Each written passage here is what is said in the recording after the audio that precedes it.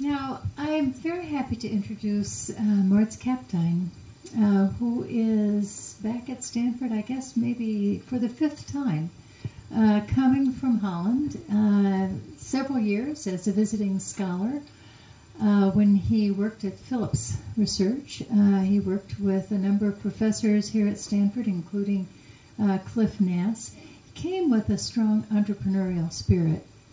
A skateboarder and a surfer in his spare time. Now, the work that he's going to tell us about tonight had its roots, I would say, maybe 4 or 5 years ago, even before he came to Stanford. But it's very interesting to see how the influence of the people that he worked with, both here and at Philips, and I think at the universities in Holland, where he's now professor, have taken that. So, Maurits, thank you. I'm going to talk briefly about some of the work that Marta just introduced, some of the work that I've done during my PhD and kind of a company that spun out of it.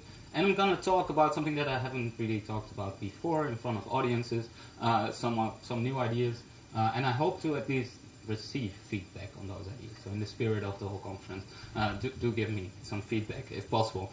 Bit of background about myself. I'm an assistant professor at the Radboud University of Nijmegen, where I work in the artificial intelligence group. I'm also founder and chief scientist of a company that we ended up calling Science Rockstars, which I think is pretentious, but I was not one of the marketing people, and the name seems to resonate. And I wrote a book about some of the work at some point, which should appear in December somewhere in English as well, but I don't know the name yet, because that's kind of what my publisher will decide at some point. So if I do, I'll definitely share it with you.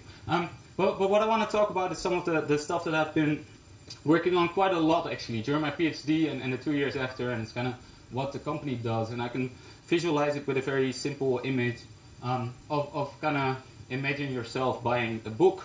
This is one of the books you could buy. It's an interesting book. And here's just 2 different representations of that book. And the first one is just kind of the image, title, whatever. And the second one has this little badge on there saying it's a worldwide bestseller. Now, if you kind of do experiments with these types of representations, there's a very simple thing you can do and kind of just like split up this audience into 2 and show half of them the top image, the other half the bottom image. And what you get is you'll sell slightly more for those seeing the bottom image on average. And this is kind of called a social influence strategy or a persuasive strategy. So this idea of calling this a worldwide bestseller is apparently or ostensibly kind of alluding to this idea of social proof. People like to do what other people do. If this is a worldwide bestseller, apparently other people have done it, and that makes it more likely for that half of the audience to also buy it. So I was kind of intrigued by this idea, at least intrigued by the idea that there's a bunch of different ways in which you can pitch products, for example, that make it more likely for people to do it. Kind of interestingly, this also works not if you're trying to pitch products, but if you're trying to get people to kind of work out more or lead a healthier lifestyle. You can tell them that other people work out more than they do, and it's kind of appealing to the same strategy. But what I was very interested in during my PhD is kind of thinking about this idea that, well, this might work on average, and it's kind of easy to do these studies with these 2 groups of people, but we don't really have an idea of how this works for individual people. So we don't really know whether actually everybody on that side of the audience is more inclined to buy the product when the bestseller thing is there, or whether it's just kind of averaging over that group that there's a sufficient number of people that kind of is more likely to buy it. So what I became interested in, and what's kind of easy to do online nowadays, is that you can track individual people when they're confronted with these types of messages, and maybe not just this type of message. I mean, this was a social proof strategy.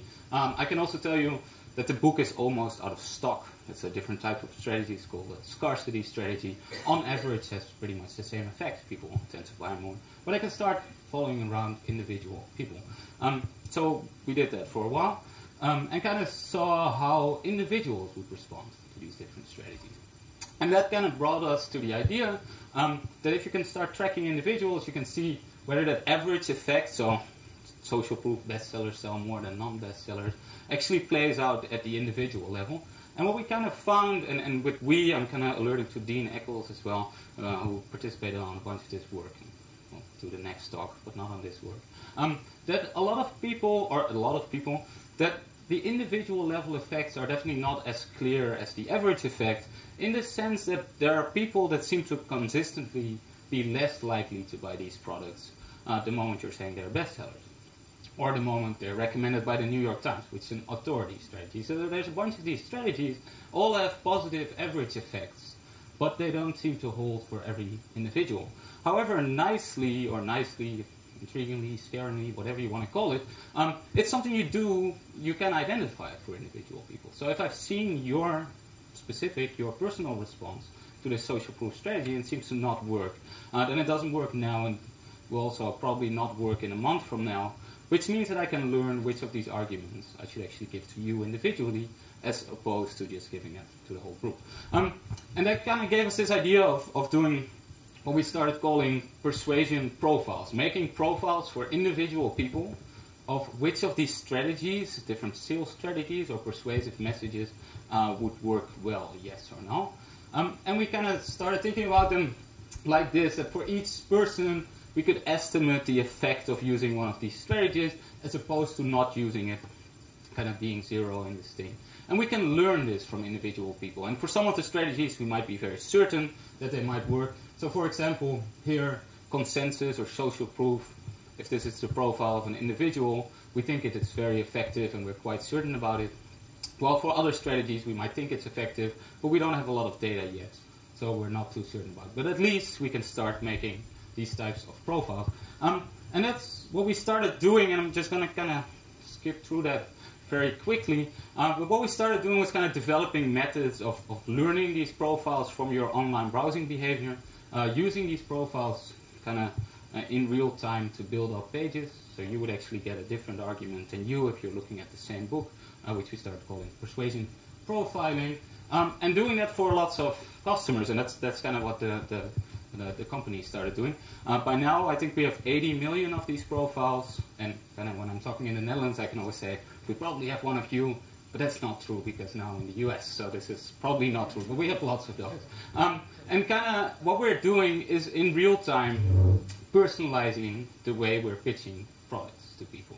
And one of the things that I hope is interesting is just the fact that this is something we can do, and that kind of extending from what was known at the average level about people, we can now start monitoring people individually over time, and actually use that dynamically to build up pages and to be more effective in selling in this case, but why not also in motivating people to be more healthy or use less energy for similar applications that we've talked about. But then what I found kind of intriguing is that one of the things we're pitching to our clients is the idea that personalization works. In the sense that we're saying the moment we personalize these messages, so the moment we select whichever argument we're using based on your historical data specifically for you, we sell more than if we don't.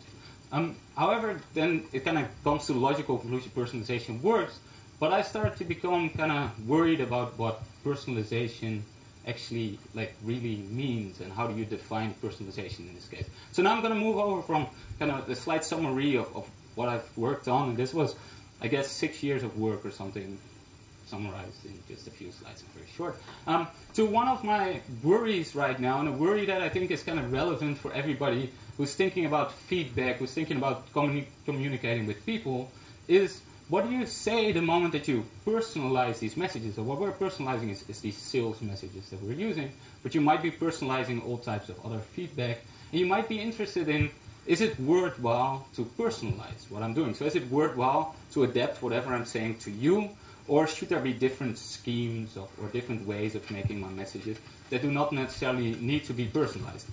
So I started becoming interested recently in whether this claim that we're making that's saying, yes, personalization works, whether that claim is even true.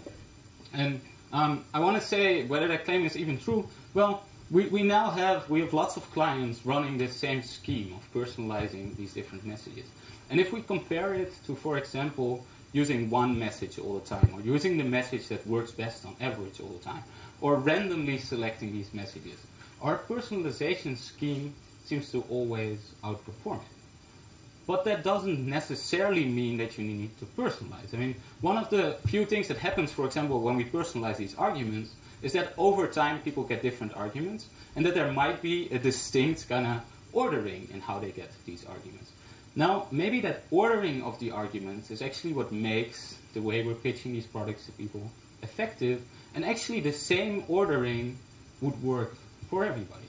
Or the same kind of dynamics in whatever we're saying to people might actually be as effective as truly personalizing. So what I started kind of thinking about or worrying about is what is it exactly that we say when we need to personalize things? And I think that's a relevant question, not just for kind of me talking to clients and hoping that we were actually saying the correct things, but it's relevant also when you start thinking about the medical domain. When should you personalize medication? When should you personalize feedback? What exactly does it mean to personalize things? And now I'm going to kind of speculate on this thing that I need some feedback on from you guys at some point. But I started thinking about a very simple example of what personalization could mean. So I think personalization is kind of a combination of knowing something about a person and having some treatment, something that I can say to people or administer to people or the experiment. And in its simplest case, I would only have two different types of people, which admittedly you would not necessarily associate with personalization, but the more different types of people you have, at some point you get to individual people. So I'd say the simplest case of personalization is just having two different types of people and two different types of treatments. And I started to wonder when, if you're not even considering sequences over time, when does it pay off to personalize? What does that mean? Well, that means that people, for example, males get a different message than females. But obviously, if you want to say that personalization works better than non-personalizing, you need to have some criteria. I mean, what does better mean? Is it reaching some objective, whatever? So I think you need to specify all of these things before you can even start meaningfully think about personalization. What are the features of the person that I'm looking at? What are the messages, and what is my criterion? And then in this simple 2x2 case, I could have a model that I believe generates the data that I'm observing in my experiment. Where here, this is just a very simple model with a main effect of the treatment, a main effect of the features of the person, and some interaction between the two. Now, if that's what I assume is generating my data, from there I can start working out what it means to personalize things and actually make formal what a certain type of personalization would be. And here I just have on the slide one way of kind of non-personalizing your treatment, which means just giving the same treatment to everybody irrespective of their feature, and one way of personalizing it, actually changing the treatment that you're having given the different feature, which is the simplest way of kind of flipping these around. And then you get, I think, to some more interesting results, that you can start doing things like proving assumptions about your data generating model that should hold if personalization kind of would actually work better. You can also work the other way around, and you can start thinking or working out personalization functions, so you can work out mappings from features that you have to distinct treatments that you need to give to maximize some criteria. So one of the applications of this would be, if I know a bunch of things about a patient, can I work out exactly what dosage and what combination of medication do I need to give to reach some objective? And does that even need to be personalized or not? So these are some of the things that nowadays I'm kind of working on, extending from questions that I ended up at using this persuasion profiling and kind of starting to think about, are we really effective, to now thinking about what does it mean to personalize treatments and how do you prove the effectiveness of such personalization. This is just one last slide that often you don't really know the model that's generating your data. You might need to learn it by experiment, so you can start wondering about how do you learn that efficiently. But I won't be able to tell you a lot about it because I just ran out of time. So I'm going to stop right here. And thank you for your attention.